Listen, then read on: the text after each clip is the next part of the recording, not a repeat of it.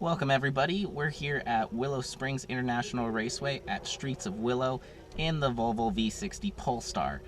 Today we are comparing the befores and afters of the stock brake system with the new Rotora big brake kit from the Street Challenge series that they have front and rear. I'm going to be running the stock pads, same exact setup as last time, same wheels, same tires, same suspension settings, everything, and we're going to see the time difference. So if we remember, and I'll show you a clip as well, my last time I was here, the best I could do was a 128, so I'm looking forward to seeing what I can do, and I hope you guys can enjoy the process of that as well.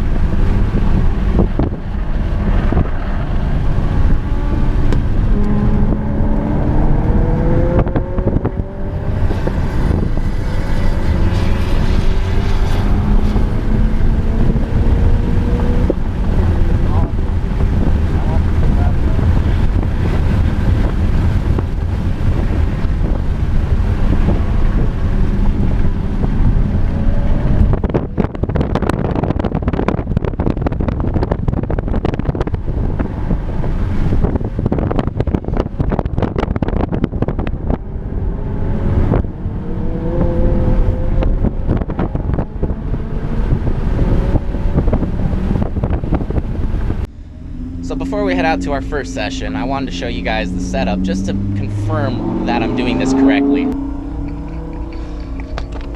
So in the front, you can see we've got the OZ wheel on it, the Bridgestone RE71Rs, 245 by 40 by 19. We've got the street pads running into our Rotora brake system. Same thing in the rear. We've got the street pads going ahead and already in there. Again, these are the same tires I was here on the last track day. I maybe only put 300 miles on them since then. So that's gonna be our control, is everything again is the same, just testing the brake system, see the difference in time. And I'm gonna be using two things to record time. One is the timer from Speed Ventures. They're with, what is it, Race Hero is the app that I can look at afterwards. And I'm also gonna experiment with a phone app to see if I can track my telemetry and all that stuff for you guys to see. So we'll see how that goes. If it works, you'll see it. If it doesn't, at the end of the run, you'll see my time.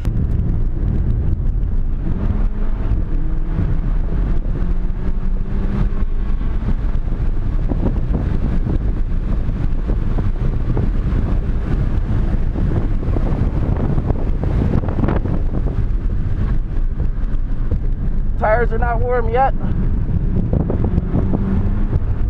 but there is confidence in the brakes.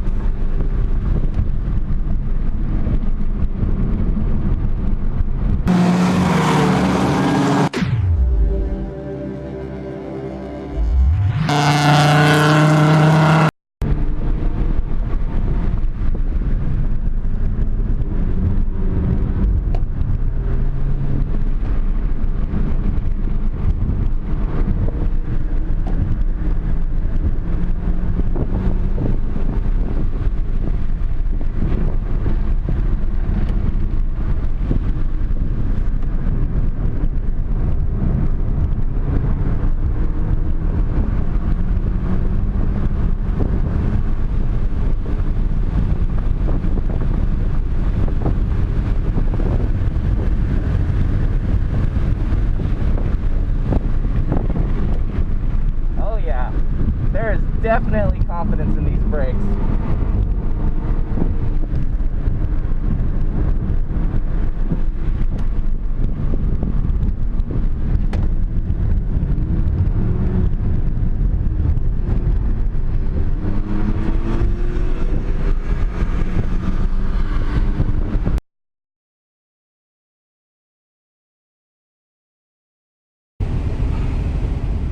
So I wanted to do a little talk about that first session with the stock, or not stock, street setup, the H3 brakes. They work great. Again, it's a street compound. I did run that session, which I found out at the end, with my air conditioning on, so I could have had a faster time. So with the air conditioning on, I was able to improve my lap time to a 127.8, which is faster than I was last year at a 128. However, I was much more consistent with getting 128 times than previously with the OEM setup, where I would get maybe 129 times. Now, what I'm doing right now is I just bedded in the track pads, so I'm letting them cool down while driving back in the pits.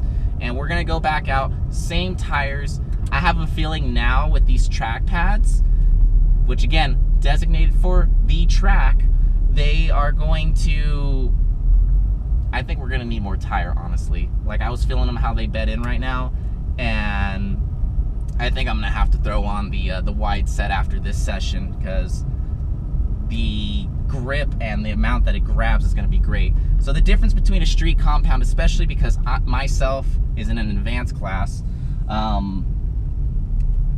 if you're really pushing it, you can maybe get a good 2 to 3 laps out of it. It's a street compound, remember that. It's made for low noise, low dust, emergency stops, all that good stuff. However, a track pad is more for high temp endurance, much more aggressive in its friction material. So we're gonna go out there now, see if we can improve that 127 time, 127.8. But again, I think we're gonna run out of tire now at this point, where we need more grip for the braking force that is gonna be applied right now. So we're gonna run out and do that. The session is gonna start in just a second. Swapping the pads out, super easy. With that removable bridge, I have an awesome tool to compress the pistons while it's still in there. So yeah, it's just absolutely wonderful. So I'm gonna park in forward this time, and I'm gonna get all geared up and set up for the next track session. All right, so on this round, we still have the same tires, same wheels, but we have the track pads instead. I've got my timer set down below, got the cameras going, air conditioning is off, heater's on just a little bit. Temperatures are kind of high, it says it's 101. We'll kind of see how that actually is. So it's getting hot, definitely getting hot. This suit is hot.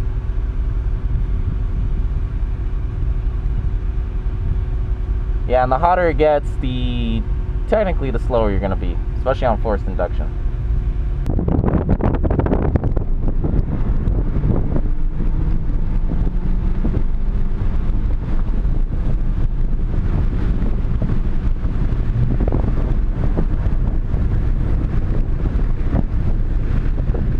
Oh my gosh, the brakes are so good!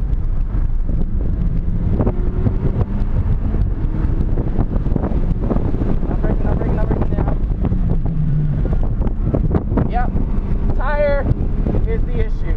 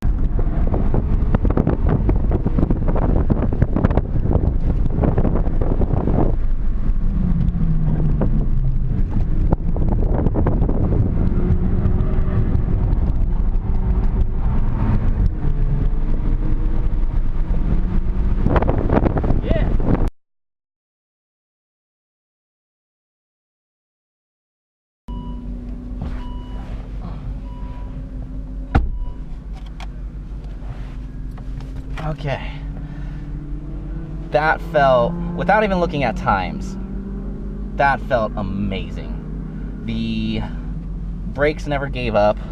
I do feel the tires are not enough, which now we're gonna put on the bigger tires and see how good this setup works now with the Rotoras. Oh boy.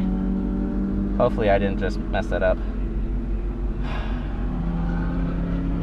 Yeah, my lap time, I mean, it is hot now. So it says 129, slower than this morning, but again, it's like 89 degrees now, whereas this morning it was in the 70s. So that's gonna make a difference on, is my car on or off? It's off. So that's gonna make a difference on the lap time as well. It is absolutely nuts, those brakes and how they feel. Like, hands down, they, let me figure out how to turn this thing off.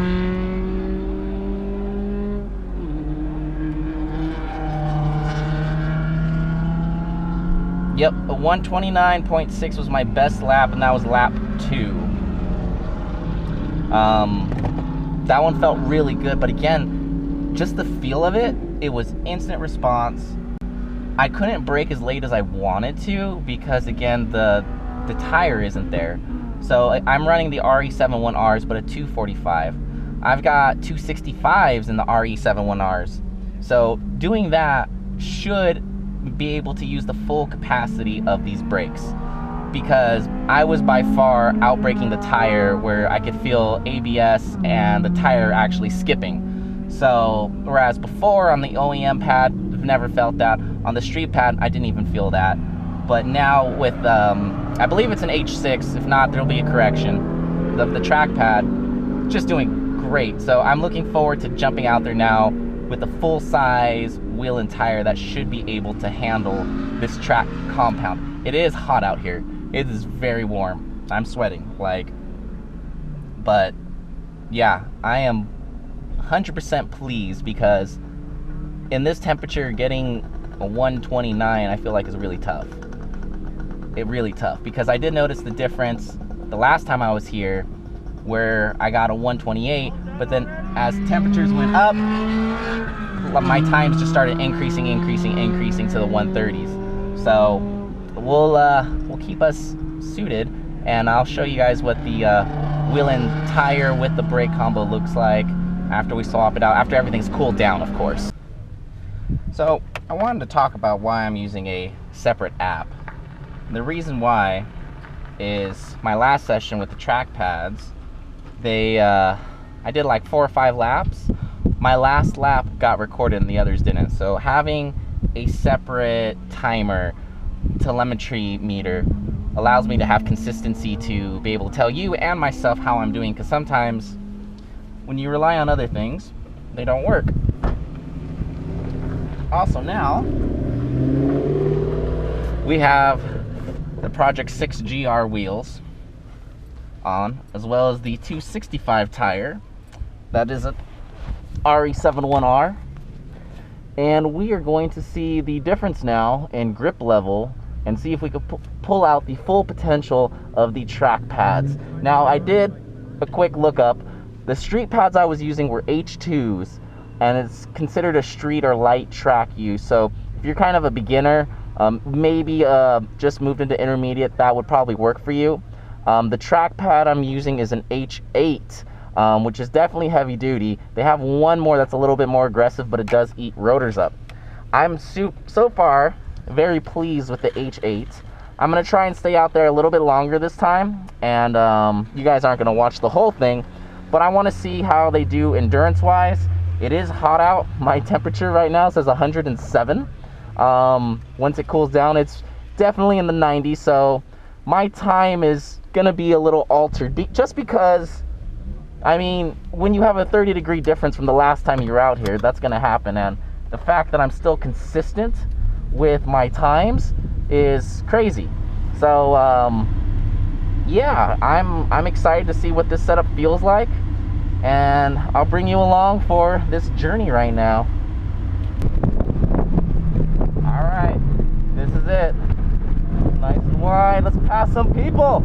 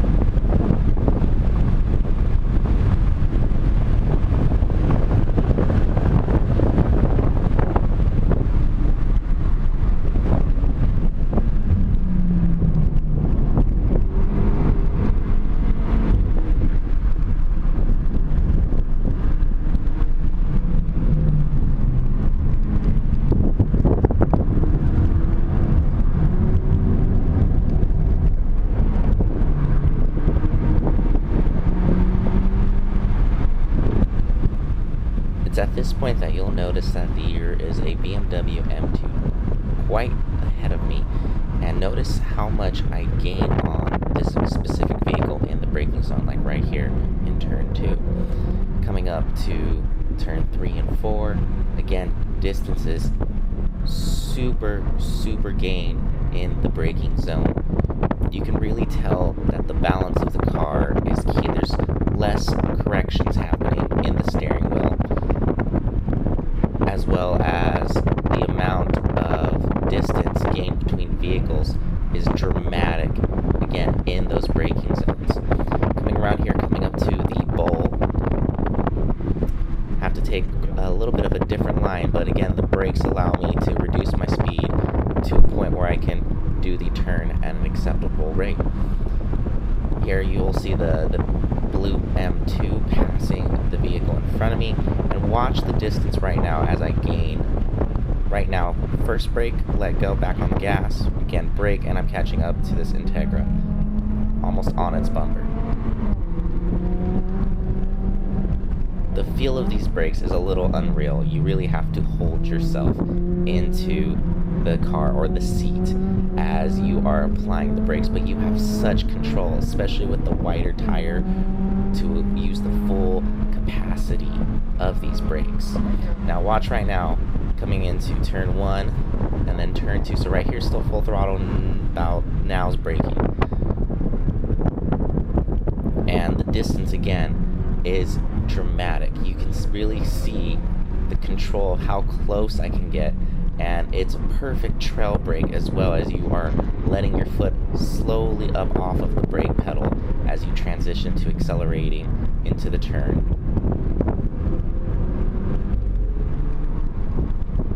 We're going to get a point by soon. And again, even going offline to pass somebody, the traction of not only the tires, but these Rotora H8 track pads are astounding.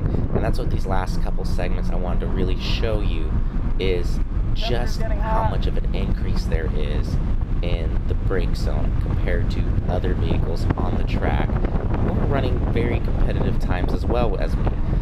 That M2 was running 128s as well, 128s, 129s, so they're getting their time more on the speed or the agility of the car, whereas I gain time in the braking zone, as you can see from this 4,000-pound Volvo V60 Polestar.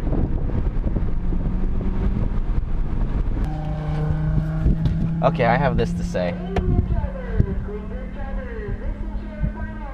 I did a 126.39 in this ridiculously hot weather of 92 degrees.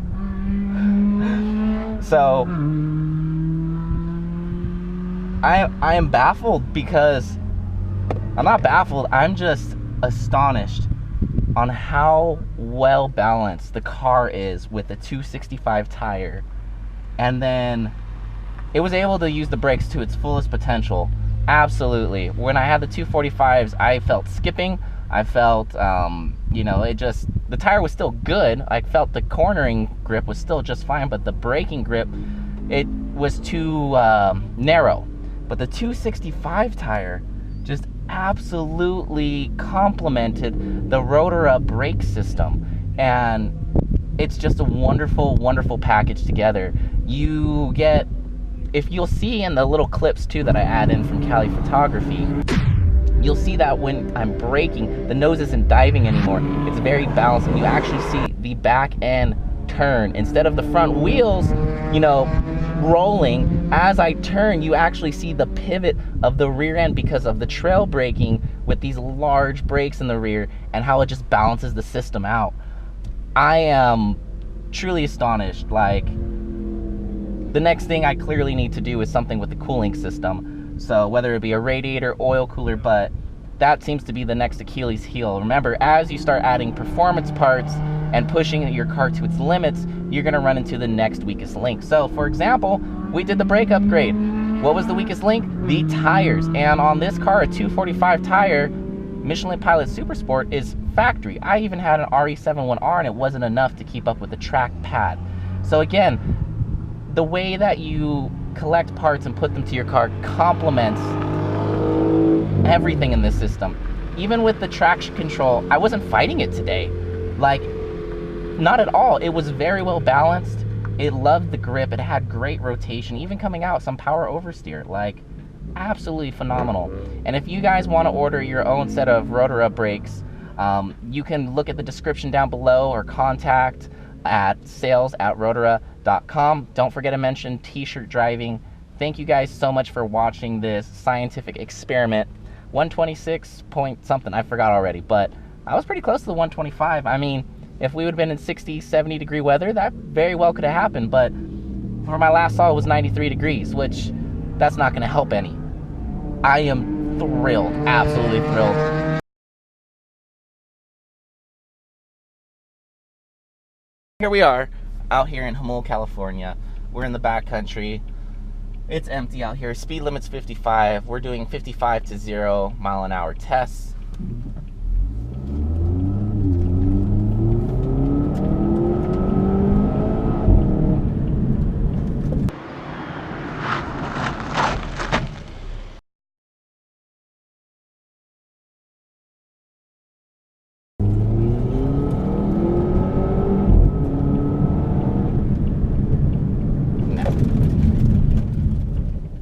That was a good stop.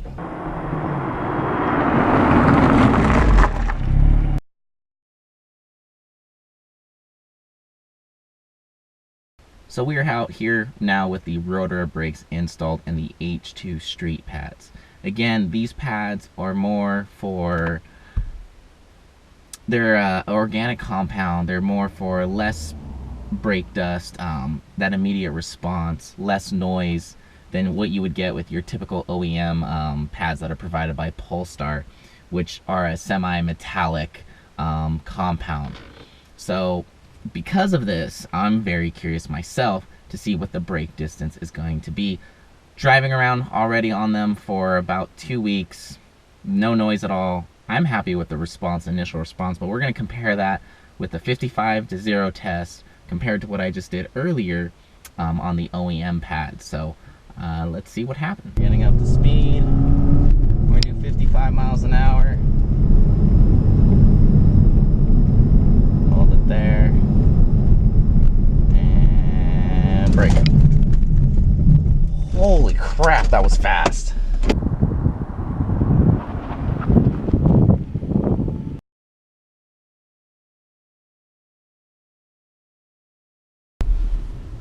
So I just finished the brake test. Oh my goodness. I've got some interesting numbers for you. So the stock brakes with the OEM pads, which are a semi-metallic compound that come from the factory, my stopping distance from 55 miles an hour to 0 was averaged 103 feet.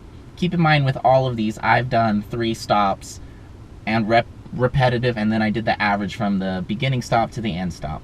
I then tested the HP 2000 pads, which I also had on, and I was able to get my average time on that, which reduced it on the stock calipers to 93 feet from 55 miles per hour to 0. I then tried the Rotora H2 Street compound, which is an organic compound made for no noise, low brake dust. And on this setup, which keep in mind again, is a much larger setup, 388 millimeter rotors in the front, 355 millimeter rotors in the rear, 6 piston calipers in the front, 4 piston calipers in the rear, forged 2-piece design. The average time that I got, or distance I should say, from 55 miles per hour to 0 on the Rotora Street setup, 69 feet was the average stopping distance. Needless to say, the stopping power on this is phenomenal.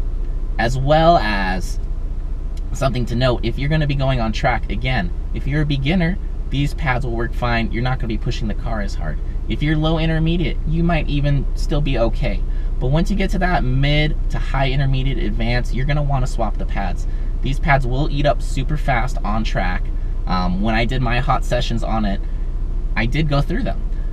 But this was something that Rotora wanted me to test and tell you guys about. So if you're gonna be doing a lot of track days, a track pad is highly recommended, and they have different compounds with that. I'm running the H8, which is a good balance for rotor wear and brake bite. I felt with this car and the system, it was the perfect balance for the Polestar models or the Volvo V60 or S60 cars.